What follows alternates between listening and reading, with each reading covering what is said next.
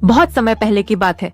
एक सुंदर राज्य था जहाँ राजा चंद्र प्रकाश का शासन था। उनका राज्य हर तरह से समृद्ध था, खूबसूरत महल, हरे भरे खेत और खुशहाल प्रजा। लेकिन एक समस्या थी। राज्य के पास एक रहस्यमयी जंगल था जिसे कालवन कहा जाता था।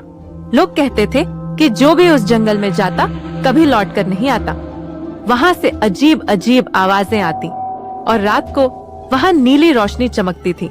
राजा ने कई सैनिकों को जंगल की सच्चाई जानने के लिए भेजा, लेकिन वे कभी वापस नहीं आए।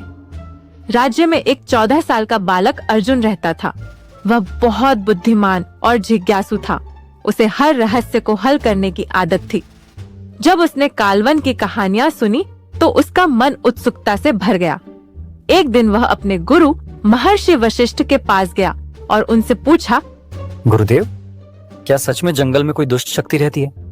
बेटा, उस जंगल के बारे में बहुत सी कहानियां प्रचलित हैं, पर सत्य क्या है यह कोई नहीं जानता।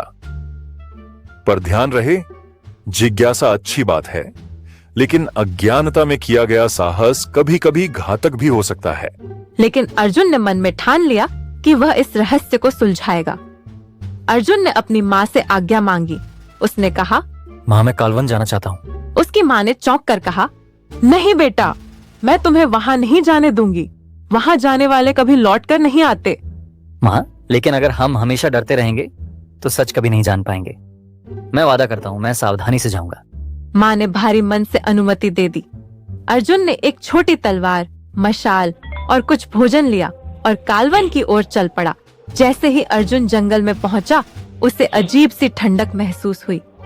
हवा में सरसराहट थी और घने पेड़ों से हल्की नीली रोशनी टपक रही थी। अचानक उसे किसी के चलने की आवाज आई। ये किसके चलने की आवाज है? क्या ये कोई पशु है या कुछ और? उसने ध्यान से देखा तो एक परछाई उसकी ओर बढ़ रही थी। अचानक एक बूढ़ा आदमी सामने आ गया और बोला, अरे बालक, तुम यहाँ क्यों आए हो? इस रहस्यमय जंगल से कोई भी जिंदा वापस नहीं गया। तुम भी यहीं मारे जाओगे। मैं इस जंगल का रहस्य जानना चाहता हूँ। लोग कहते हैं कि यहाँ जाने वाले कभी लौटते नहीं। आप कौन हैं? और आप मुझे डरा क्यों रहे हैं? मैं एक समय राजा चंद्र प्रकाश का सेनापति था। मैंने इस जंगल का रहस्य खोजने की कोशिश की थी, लेकिन मैं यहाँ कैद हो गया हूँ। तुम्हारे पास अब भी समय है, भाग जाओ यहाँ से। कैद हो गए? लेकिन कैसे? यह जंगल वास्तव में एक जादुई श्राप से ग्रस्त है। जो भी यहाँ आता है वे इस श्राप का शिकार हो जाता है और यहीं भटकता रहता है। केवल एक ही तरीका है इस श्राप को तोड़ने का। क्या तरीका है? यह जंगल एक प्राचीन अर्शिका है। उन्होंने इसे एक राक्षस से बचाने के लिए जादू से सुरक्षित किया था, लेकिन दुर्भाग्यवश उनका बनाया हुआ जादू अब खुद ही एक श्राप बन गया है। अगर कोई व्यक्ति अपनी निडरता, बुद्धिमत्ता और सच्चे हृदय से जंगल की अंतिम सीमा तक पहुंच जाए तो श्राप टूट सकता है। अर्जुन ने निश्चय किया कि वह इस चुनौती को स्वीकार करेगा। अर्जुन आगे बढ़ा। जंगल और भी गहरा और रहस्यमय होता जा रहा था। अचानक उसके सामने एक विशाल काले रंग का भेड़िया आ गया, जिसकी आंखें आग की तरह चमक रही थीं। भेड़िया बोला, रुको, आगे जाना मना है। तुम आगे नहीं जा सकते। मैं पीछे नहीं हट सकता, चाहे मुझे कुछ भी करना पड़े।